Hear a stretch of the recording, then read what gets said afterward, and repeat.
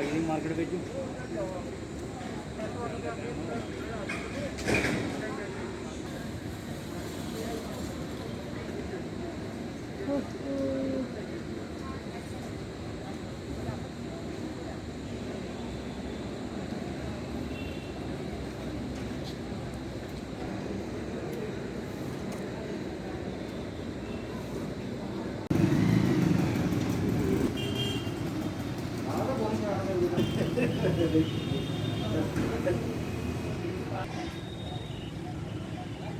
पूछना क्या ड्राइवर नहीं में बड़ा बोल करो कब तक फ़ोन करा दोनों मैं 2 मिनट बिजी खाली 5 मिनट। हमारी भी इंफॉर्मेशन में ये बात आई है। उसमें ये मामला सामने आया है कि हमारे यहाँ से ही कोई डॉक्टर हैं जो रशिया से ग्रेजुएशन तो करके आए हैं, लेकिन फॉरेन मेडिकल ग्रेजुएट्स के लिए जो इम्पोर्टेंट एग्ज़ाम होता है हमारे इंडिया में सर्विसेज के लिए ज़रूरी, शायद उन्होंने अभी नहीं दिया है। और ये भी मामला पता चला कि पता नहीं हमारी स्टेट मेडिकल काउंसिल के साथ वो रजिस्टर्ड है कि नहीं, ये बात की भी अभी पुष्टि नहीं हुई है। दूसरा कि एम्बुलेंस जो है वो रजिस्टर्ड थी कि नहीं और क्या वो अप्रूव्ड रेट्स पे चलती है कि नहीं। तो ये कुछ थोड़ी बहुत ऐसे इंफॉर्मेशंस आ रही थी। ऐसा मामला सामने आया है कि पुलिस ने कुछ किसी को पकड़ा है, तो वो इन्वेस्टिगेट कर रहे हैं अपने लीगल तरीके से। वो देखेंगे कि एम्बुलेंस का क्या स्टेटस है, उन डॉक्टर साहब का क्या स्टेटस है, तो फिर जैसे होगा वो वैसे ही एक्शन लिया जाएगा। लेकिन ये बात तो है कि हमारे यहाँ हमारी अपनी सरकारी बेसिक लाइफ सपोर्ट और एडवांस लाइफ सपोर्ट के साथ एम्बुलेंसेस अगर कोई रेफ़र करना हो मरीज़ तो हमेशा हमारी ये अवेलेबल हैं, इन प्लेस हैं। और इनफैक्ट कोविड पेशेंट्स के लिए तो नेगेटिव प्रेशर एम्बुलेंसेस भी अरेंज की जा रही हैं। अपनी हमारी यहाँ पे हर तरीके की सक्षमता है और तकरीबन हम हर किस्म की हेल्थ केयर सर्विसेज भी दे रहे हैं। पर ये बात भी सच है कि अगर कोई सुविधा या कोई सर्विस हमारे यहाँ अवेलेबल नहीं होती टेम्परेरीली या किसी वजह से, तो हम मरीज़ रेफ़र भी करते हैं ऑफिशियली। तो ऐसा कि अंदर आके कुछ लोग हमारे मरीज़ों को गुमराह करें और उनके पास अफोर्डेबिलिटी हो या नहीं हो, और कुछ ऐसा भी नज़र में और सुनने में आ रहा है कि वो कुछ ओवर चार्जिंग के कुछ मामले इसके अभी प्रूफ सामने नहीं आए।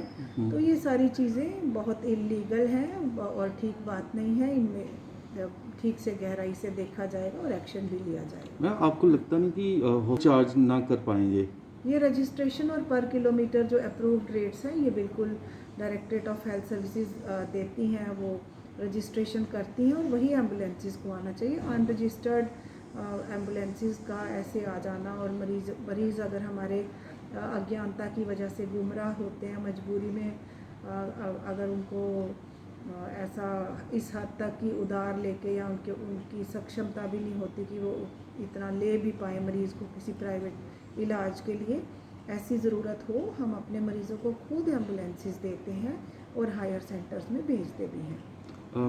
इससे ही काफ़ी हमें इसकी इन्वेस्टिगेशन से काफ़ी समझ आ जाएगी और बिल्कुल हमारी जो रूल्स हैं इन प्लेस हैं, पब्लिक को भी पता होना चाहिए इन चीज़ों के बारे में, इग्नोरेंट नहीं होना चाहिए कि एक सेट सिस्टम है। और यहाँ की सर्विसेज 50 साल पुराना ये हमारा जो मेडिकल कॉलेज है जम्मू का इकलौता, इसने बेहतरीन सेवाएं दी हैं अपनी। कोविड के दौरान भी इसने बहुत अच्छा परफॉर्म किया है और नॉन कोविड में भी ये देता रहा है हमेशा इतने सालों से।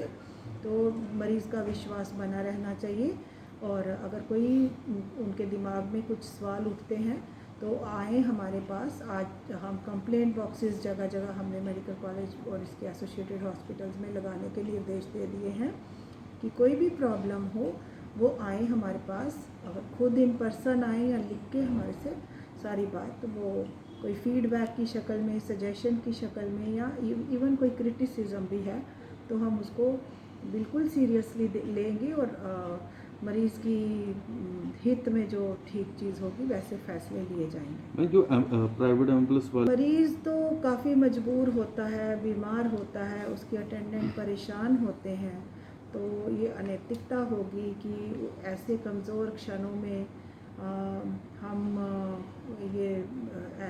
उनको गुमराह करें, तो ये ठीक बात नहीं है। जबकि सरकार की अपनी ही व्यवस्थाएं ऐसी हैं कि ज़्यादा से ज़्यादा स्वास्थ्य सेवाएं हम अपने यहाँ पूरी कर रहे हैं, और अगर कोई कमी हो तो उसके लिए ऑफिशियल रेफरल्स हमारे डॉक्टर्स रूटीन में करते हैं।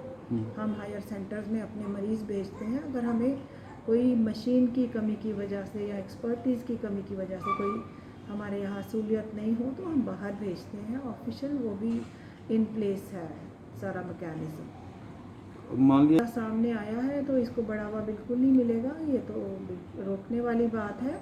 और जनता को भी पता होना चाहिए, उनको भी अथॉरिटीज़ से मिलना चाहिए और आके कोई प्रॉब्लम है तो बतानी चाहिए, ताकि वहीं उसका हल निकल आए, सॉल्यूशन मिल जाए।